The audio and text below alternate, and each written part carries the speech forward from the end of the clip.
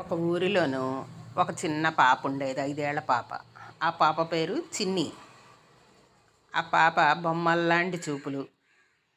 అలా చూస్తూ ఎప్పుడూ ప్రశ్నలు వేస్తూ ఉండేది. ఆ పాప ఒకసారి వాళ్ళ అమ్మని అడిగింది, అమ్మ విత్తనాలు మాట్లాడతాయా?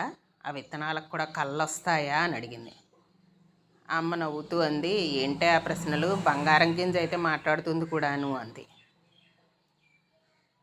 సరే, ఒకరోజు చిన్ని ఆ ఊళ్ళో ఉన్న పెద్ద చెట్టు కింద ఆడుకుంటూ ఉంటే నేల మీద ఒక వెలుగుతోటి మెరుస్తూ ఉన్న ఒక గింజ కనిపించింది.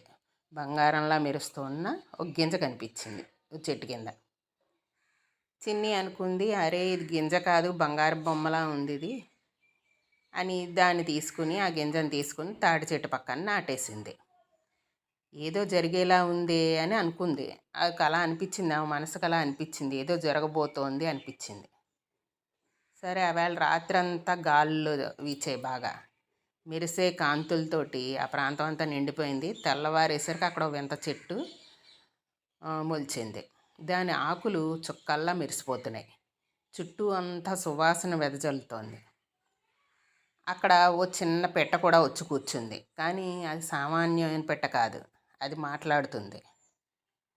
ఆ పెట్ట చెప్పింది, చిన్ని ఇది సాధారణమైన చెట్టు కాదు, ఇది ఒక దేవతా గింజను నాటింది.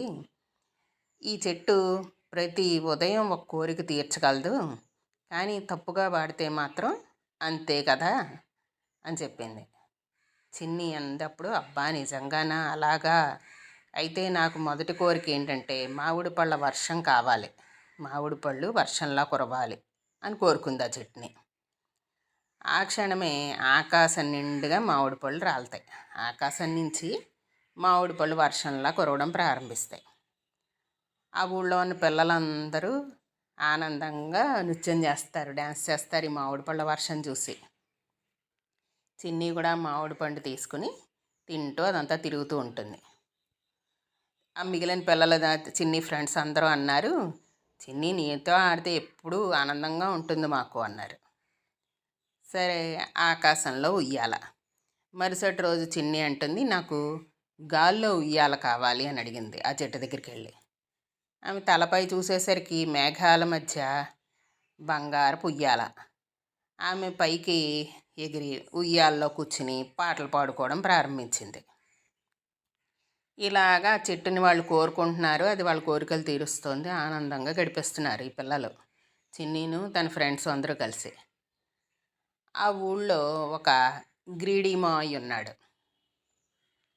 అతను ఈ చెట్టును చూశాడు. చూసి ఇది కోరిక కోరినా తీరుస్తోంది, పిల్లలు ఏం కోరుకున్నాను అని అనుకున్నాడు.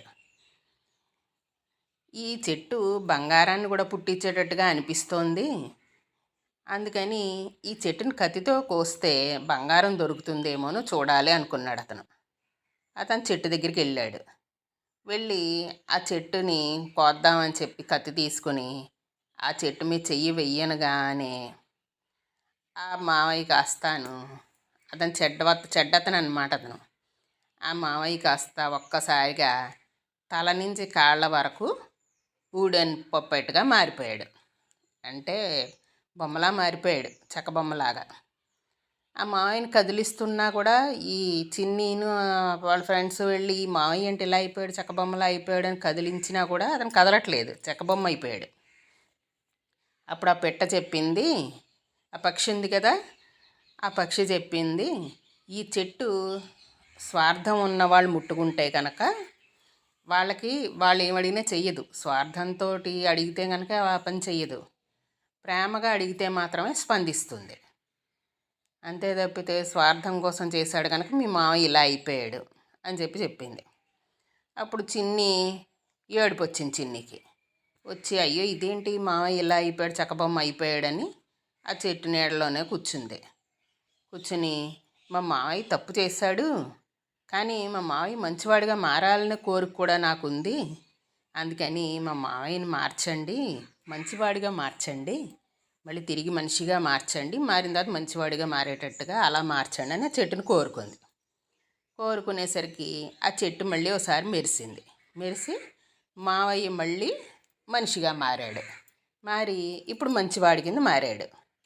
అప్పుడు మావయ్య చిన్నీతో అంటాడు, నన్ను క్షమించి చిన్ని, ఇకపై నా పని అంతా కూడా ఇతరులు ఏం కోరిక కోరుకున్నారో వాళ్ళ కోరికలు తీరుస్తూ ఉంటాను. నేను వాళ్ళకి సాయం చేస్తూ ఉంటాను ఇతరులకి, అలా బతుకుతాను నేను ఇక మీదట అన్నాడు.